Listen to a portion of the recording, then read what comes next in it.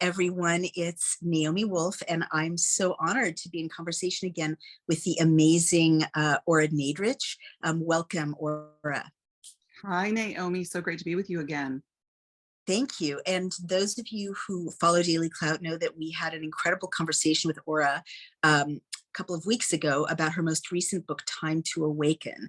That was very, very viral. People loved it. She said some mind-blowing things in that conversation. Since then, I'm honored to announce that Ms. Nadrich has become Daily Clout's mindfulness commentator. We're so honored to have you. Well, let's just jump right into it. When we last spoke, what fascinated me about your book and about the work you do, Ora, is that you're the first, and to my mind only, quote unquote mindfulness expert or person from the kind of new age to, for lack of a better term, mindfulness consciousness world, which is a big one and a robust one, to grapple with the hellscape politically, materially, but also spiritually, and in terms of consciousness of the last 2 years. And that was really the subject of our last discussion, the subject of Time to Awaken. There have been some positive reviews of your book since we last spoke. What has been the reaction, positive and negative, from the mindfulness community? I have not gotten any negative reactions that I know about. So let's start with that. The book reviews that I've gotten have been very intelligent. I feel that they really get the overview of my viewpoint of writing this book. I'm also getting so many people that are receptive to reading the book, to want to interview me about the book, that want to have me on their live, Instagram live. It's way more positive than I anticipated. I was a little bit uncertain when I birthed this book, Naomi, because of the very things that you're saying. Being a mindfulness practitioner, positioning myself in the mindfulness field so well as I have, I thought, wow, this is really gonna, I don't know, to the disgruntled, viewpoint of others, they might go, what happened to her? As you know, they do. Yeah, they do.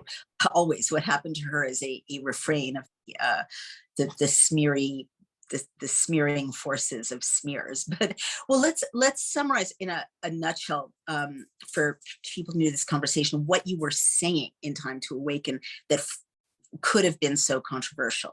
I want you to put it in your own words. Well, I started the book really just putting everything on the table that I was researching myself. I mean, all the things that I questioned from day one that, really sort of, excited my critical thinking skills. I put on the table things like being locked down. I now call it locked up.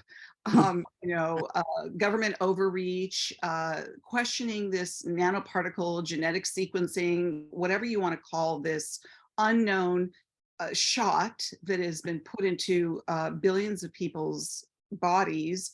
Those that were in charge, the authority, so to speak, of the ones that, told us we had to do the very things that my gut instincts told me felt just completely wrong and highly suspicious. So I put that out right away. I said, here are all the things that I've researched. Here are all the things that did not make sense to me. Here are all the dots that when I connected them, they did not make sense. And the twist, because there have been other books from other kinds of people that tackled some of these things, but the real novelty, I think, and the real courage about Time to Awaken is that you came at it from a point of view not of politics, not of I'm just criticizing pharma, but consciousness. So let's dig into that and let's update it. Or let me ask things I didn't get a chance to ask last time. How, in your view, as a mindfulness expert, could so many people have fallen into the same delusion? Well, I think the overwhelming, default place is fear. And I don't care who you are. I don't care how educated you are, how spiritual you are, how religious you are, how intelligent you are, how political, whatever. People fell into an overwhelming, what I call in the book, this like trance of fear, and part of it was understandable. You announced that some novel virus has gripped the entire globe. Who initially isn't going to think, oh, am I in danger? Do you know? But 2.5 years later, I can understand the initial reaction to having something that is unprecedented presented to us in such an alarming way that we went into fear. And again, I understand that, I accept that as an automatic, response, a fight or flight response when we feel we're being threatened somehow. But you can't explain it going into today. And that fear is still present, which is why so many people still choose to remain silent. Right. Tell me, one of the things in our conversation that blew my mind and really led me to just ruminate and struggle and think is that you said something like we're living in two separate realities, not just we're living in two different mindsets in the same reality, but actually that they're like sliding doors, like two separate dimensions going on planet Earth at the same time, in which Parallel universes, I called, or parallel realities, whatever you parallel, call it. very good. And that like so resonated because it could explain why so many people are having this experience of talking past each other or completely feeling like we're not looking at the same thing at all. How do parallel realities happen? Like how do we not dismiss that as a hypothesis? Well, that's an interesting question. And what came to mind as you were asking me is if I said to somebody that we're both looking at a cow, a real cow in real time, and if I say to them, "This is not a cow," what are they going to think? They're going to think that I'm crazy, and of course it's a cow. Why should they believe it's not a cow? Okay. When you take all of the things that we've come to know today that were so attacked as under the category of conspiracy theories, if I could really back it up that in fact this is not a cow, this is a holographic, AI, things that we could really plug into that today, why this could very well not be a cow. Mm. People that refuse to even go there, they can't. It's way too abstract, it's way too out there, it's way too non-science based, if you will. It's really pushing the envelope in a way that I feel I understand, Naomi. I understand now more from both sides because we spent so much time like, oh my God, how could they not see that? Oh my God, how could they not know that? How could they not question that? And I do believe that there's so many areas within those different realities, the perceptions, the doors of, let's get Huxley-esque about it. Right. The Doors, doors of perception, right. my perception is different than your perception. And if Right. I take a deep dive in perception, that's what I love about this time is it's really evoking some very interesting conversations. It's Yeah. taking I think it's heightening our intelligence personally. Yeah. Interesting. Boy, I mean, this is why that conversation with you last time was so refreshing and startling. I'm in a state of dread and anxiety much of the time. And you're like, this is great. Yeah, I came on to perhaps I came on to the what do we want to call it? The soma, the somatized, that we're in this altered state, that our own brain chemicals have been altered because of this. And that's an interesting thing. And I don't want to get too abstract about that. Because of this what? Because of this crisis, because of this Yeah, fear? once you kind of calm down, and that's my biggest insight over since the last time I spoke with you, is that I found myself in the grips of the same emotional. I think you remember the night that we were all together for the event for Children's Health Events with Bobby Kennedy and Ed Dowd. I cited the 7 stages of grief. Right. I basically use the Elizabeth Kubler-Ross model of how we go into these initial stages, very understandable. But I think that we are now in a whole other place of having to really look at how it has gripped us personally. So I went from writing a book that I found myself rather depressed after I finished the book. Mm-hmm. And I, as a mindfulness practitioner, I know well enough not to push that away. I know that it's going to lead me somewhere. I'm just not in this frozen state of depression. There's a reason why I took deep dives into areas that were very disturbing and had cause for alarm. And so that's creating a chemical reaction, if you will. And so what I realized recently is that's highly counterproductive. For Mm-hmm. people to stay in a state of sadness over what has gripped our world will do nothing for Mm-hmm. helping resist this. We can call it everything from evil, tyranny, there's so many things to call this dystopian reality we find ourselves in. So for me personally, I don't want to stay there. I want to be able to mobilize myself in ways that I think are going to be productive so that I can actively resist this insanity. Right. And I don't say it in an altruistic, Joan of Arc, sort of Mother Teresa way. It's like depression is going to do me no good during these times. You're right, of course. I mean, I totally agree with you, of course. Easier said than done, unless you're a highly evolved practitioner like yourself. I don't claim to be, and by the way, I don't undermine anybody's emotional, real feelings towards these very hard times to accept.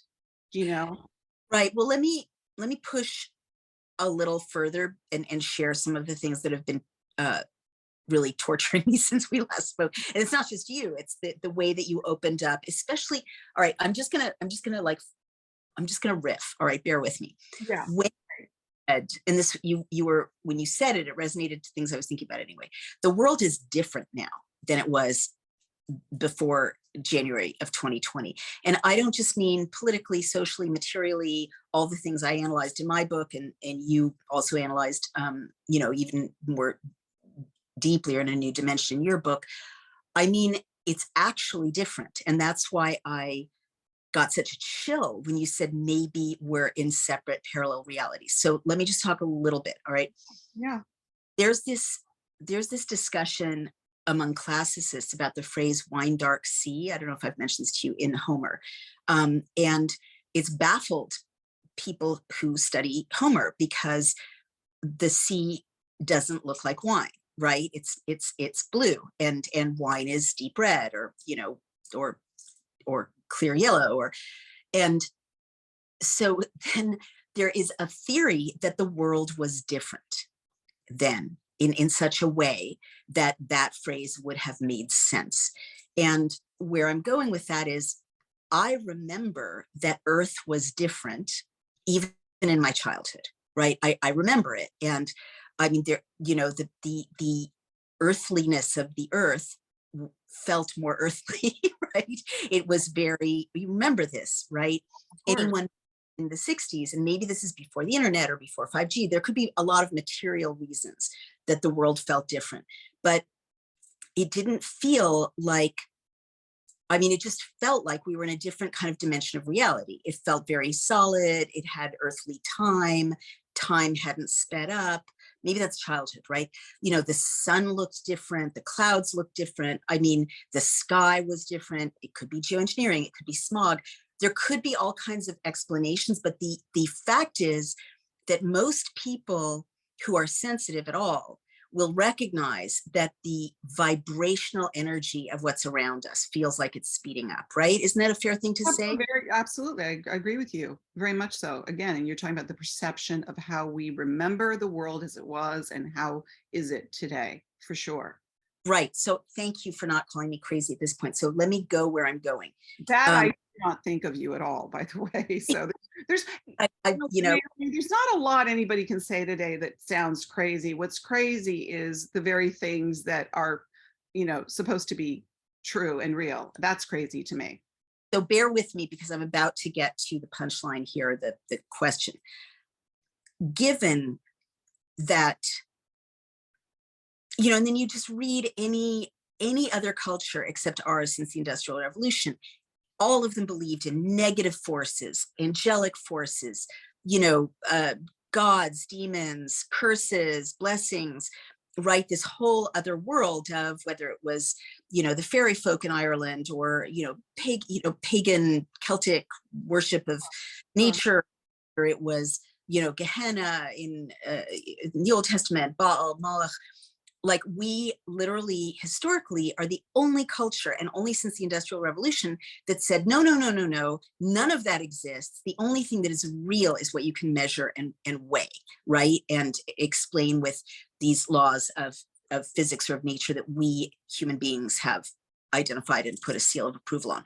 Well, I guess what I'm trying to say is, I'm very haunted by this book, The Return of the Gods. I don't know if you and I have talked about it, but it's a Messianic Jew named Jonathan Cahn. And I'm not surprised that it's a Messianic Jew.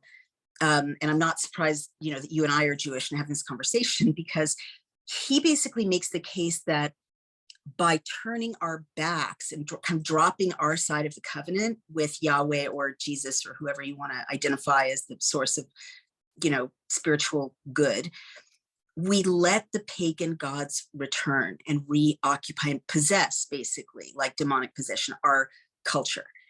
And I guess what I'm saying, and the reason I keep thinking about your last conversation so much with this phrase, like maybe it's parallel realities, is what happened to our institutions happened immediately, right? It overnight, hospitals that were devoted to healing people were devoted to killing them. Overnight, Canada, the loveliest country on earth, created a whole industry to tempt people to commit suicide. Overnight, 2 different states issued legislation to allow babies to be neglected to death, right? Overnight, all of these, nothing in my study of post-industrial revolution, materialist history could explain that flip of such sophistication of all of our institutions overnight. So I guess what I'm asking you, and this relates to the fact that all other cultures have, believed in negative forces and positive forces in addition to the material world. I'm not saying we should throw out science, right? We don't want to be superstitious. We don't want to be ignorant or kind of not take on board material reality. But what if one of the things that happened to us in the last 2.5 years is that some version of what Jonathan Cahn is saying? What if negative forces have been allowed to invade this moment, right? And restructure our institutions? What if there's something happening we can't begin to understand in normal terms? I kind of want to throw that question back. Yeah, I mean, what comes to mind for me is, again, it's the allowance of something that is outside of ourselves. So aren't we confronted with that daily anyway? We have moral and ethical decisions to make daily. And I understand everything you're saying, like, how could it have come to such a mind-boggling dimension of reality? I'm with you on that, Naomi. It boggles the mind. But for me, I've looked at it even from more of a shadow Jungian point of view, which I brought that up in the book as well. I mean, there were many times that I would have existential conversations with myself prior to this happening, and I would say, why is the world so kind of inverted in many ways? Why is that which is sold to us as healthy really not healthy for us, and the systems that are in place? And I think, as a mother of 2 children, those were questions that I had all along. Something as simple as, why are all these foods that are just, laced with artificial ingredients that are actually bad for our health, when I used to buy food that was, I could buy popcorn and Right. cheese puffs that were healthy. I thought, why are our systems designed to want to hurt us Right. and or kill us? So that, for me, has always existed. And I do believe, I think of it in terms of lifting the veils. I think so much, maybe it was time for us to see the darkness, and the darkness has always been there. And as far as the gods, the wrathful gods and the benevolent gods, I think that coexists. But I think maybe perhaps the parallel universe is that we've aligned ourselves with one or the other. Are we aligned with the benevolent God, Right. Godhead, or whatever that means, or are we aligned with the wrathful, and that it's working through us somehow? And those are the choices that we have to make. I love what you just did, Ora, because you kind of recast my question in terms that anyone could understand without kind of going to an Old Testament or kind of externalizing sensibility. You're right. With what energies do we align ourselves? Everything. It's the Gnostic view, and it's also the Buddhist view, as I understand it, that everything that's outside of you is inside of you, right? And vice versa, right? And so if we're creating hells inside ourselves or aligning with hells inside ourselves, you're saying maybe those are externalized, or maybe the hells outside of ourselves have always been there, and the scales are falling from our eyes, or it's a time of, manifestation, but that it's, we don't have to think of it as external gods or dark forces. It's I think those forces I think that's been sort of the archetypal forces that have existed on this planet since the day we came into evolution, do you know? And I feel that even in my younger years, I grappled with evil. I couldn't accept it, which meant that I was not understanding that there is a wrathful, dark presence on this earth. And when we talk about the parallel universes, well, I live in a parallel universe, meaning if we describe it in the way that you've laid out so beautifully, that those energies, those gods, that type of diametrically opposed presence with good and evil has existed since the beginning of time. And as we evolve, that right now for me, again, I circle back to the shadow, because that also takes me back to World War II, having a father who lost his entire family in Nazi Germany. That's a conversation that's been very alive in me for quite some time, because that was an evil that I could never wrap my head around. So what is different from then and now? Is there really a difference in the way in which people can go along with things, or deny things, or pretend something isn't happening, or it in fact bring out something so demonic in them? Do you know, the closest thing I can sort of hinge it on and make sense is what happened in Nazi Germany. Well, you and I completely agree on that, and it may turn out, and I'm Jewish, and also my grandmother lost 9 brothers and sisters in the Holocaust, so I don't say this lightly. You and I, neither of us uses these metaphors lightly, but it may turn out when the accounting is done that this will be a bigger Holocaust, when the bodies add up. Right, and yes, and as far as, yes, but the fact that that took place in our history's memory, we know that. So Right. here we are facing something that has been compared to, like, by Vera Sharav, as you know, and even Bobby tried to compare it, and he got vilified for that. It was Um, just even right. the rabbis that defended him. So if we know that we are capable of such evil, and again, I try to take it from the external, that, Naomi, there are days I'm with you, I'm thinking, like, did we just get taken over by some dark alien force that took over our planet? I mean, one can try and imagine everything and anything as what has just happened. But I do think it's very important. And I've always been very curious about the shadow in man. And I talk about it in my book. And I do think a lot of the dominant patriarchal energy that's on the planet right now is very much that energy that's dominating and seems to be wanting to usher in this dystopian future for us. And it feels dark and demonic, obviously. Right. Okay, I understand what you're saying. Well, let me also ask you another hypothetical. One great irony of the last 2 years is that by locking us indoors, but not turning off the internet, we talked to each other like more intensely, I think, than we've ever talked to each other as humans before. And that's the blessing, right?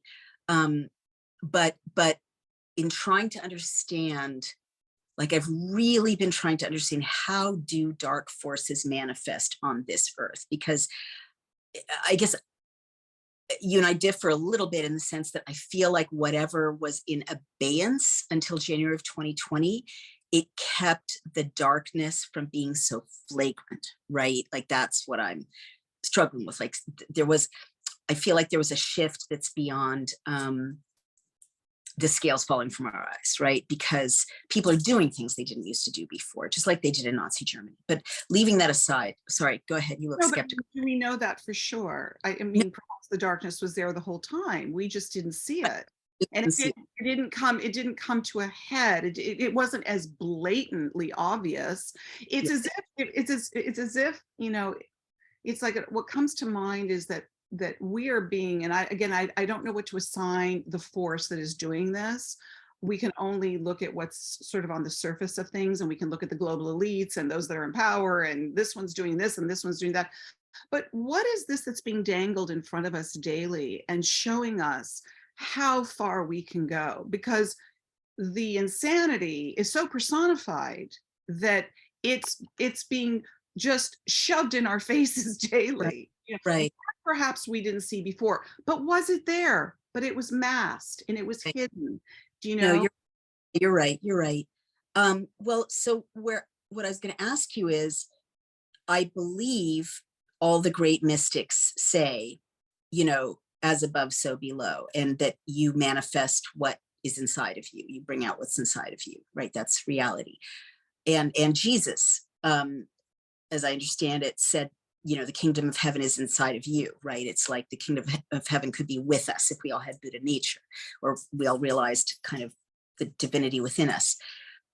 All of that being said, could, and I was also thinking so many cultures have this belief that if you pray together, you bring down beneficent forces. If you curse, you bring down, malevolent forces.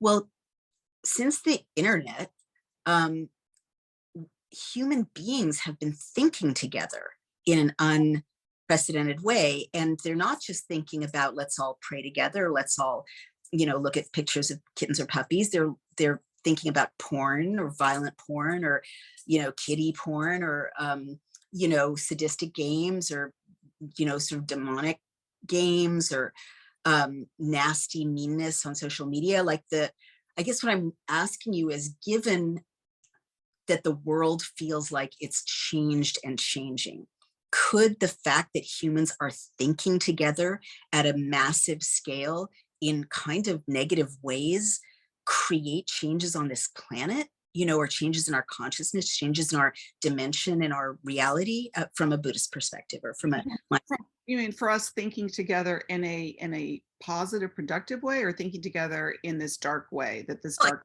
is? both? I guess, yeah, I guess what I'm asking is,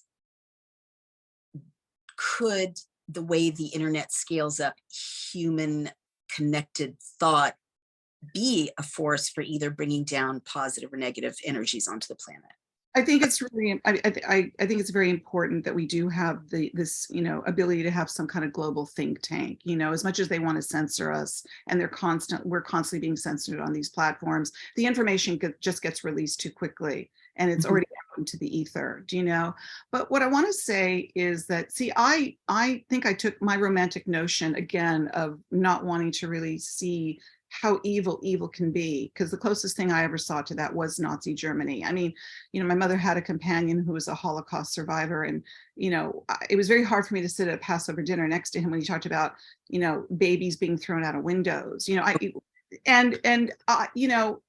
My own feeling about how hard it is to hear this. I can see how so many of our fellow humanity people are like, I don't want to see this, I don't want to know this. They just don't want to see and know, and we are being shown darkness to the degree of which we could never imagine. Right. And that's why I said I personally felt like I needed to pick myself up by my bootstraps and go, okay, look, this is a lot of ugliness, this is a lot of darkness coming our way. How can you stomach it? Like, how can you really, not, as you said on our last interview, you just want to have that martini at the end of the night and go, do we really have to talk about this 24/7? It's hard. It's, Naomi, this is the most challenging ride on this life journey that we could ever wrap our heads around. This is, I know that years to come, how it's going to be written about and told, and what is going to be realized from it. But it's really, really powerful to witness so much darkness up close and personal. It's really, really hard. And we need to have these conversations. And I'm so grateful for those of us that can do that, as difficult as it is. So I hear you, and I must ask the big follow-up question of all time: where is God in your view? Like, where is? Well, how many Holocaust survivors became non-believers, and some of them became even more devout believers, do you know? And is that when we do we turn our back to God, or a God presence, or a divine presence, when we are at such a low as we are now? Is that when we betray You know, what I recently was saying in a conversation that I had is, where are we turning our backs on our own divine presence? Oh, wow. Where, where have we turned away from ourselves?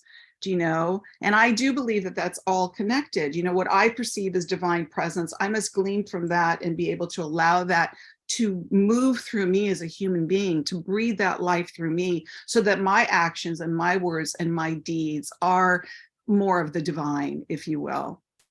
Oh, yeah. So where do you think this is going? Like, And just to circle back to the God question, yes. you know, that was, I think you and I talked about that. That was one of the things that was really hard for me when I, you know, really took a deep dive into areas like transhumanism, and I read Ray Kurzweil's book, The Singularity is Near. And again, I make note, for whatever reasons, because I would love to have a conversation with him, that he is the child, the son of a Holocaust. I don't know if it's survivor or survivors. So I think there's a lot there that needs to be looked at, that's interesting to me, about, you know, the imperfection of God and humans and all of that, which gets very complex, but the lack of a spiritual belief, the not believing in God. And everybody's entitled to their own, you know, and I don't like to put this in a religious context, but per se, but if you don't have any sense of there's something being bigger than us, that connects us to something of a divine order, and you think that there's no greater manifestation of the eternal in being a computer, it was very disturbing. And it was interesting to connect that a lot of these people that just happen to be mentioned all the time as the usual suspects right now, they don't seem to have a belief in God at all, whatever that is. Do you know what I mean? I find that interesting. I find that very interesting. Right.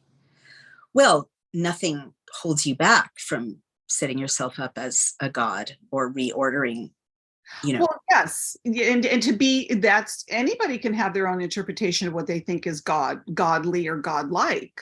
And are we witnessing, again, when you go into the psychology of people, you know, the darkness, the shadow, the ego, the narcissism, whatever the fatal flaws are, do you know? And I personally think a lot of what's being played out is this very sort of very shadow-esque, you know, arrested development psychology, you know, that is being played out on the planet, that feels very patriarchal to me, in a way that is godless. But a lot of these people who think that they can be God-like or God. Yes, very true. So why don't you just speak to my last question, and then we'll go to where people can find your book and find your columns.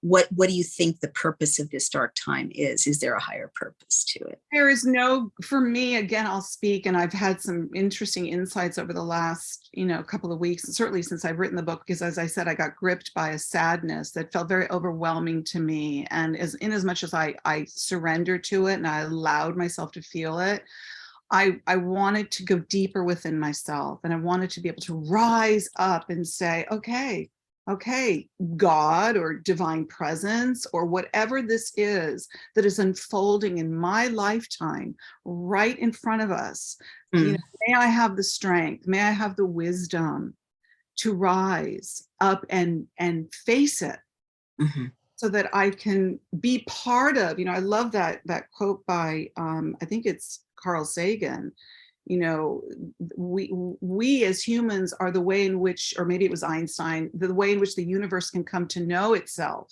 So if I'm that particle, if I'm that atom, if I'm that whatever I am, if I am that spirit, if I am that light, and I could show up every day, in as much as it's so hard to see what is being presented to us, as ugly and dark as it is, and I can rise up and say, I'm here to meet it.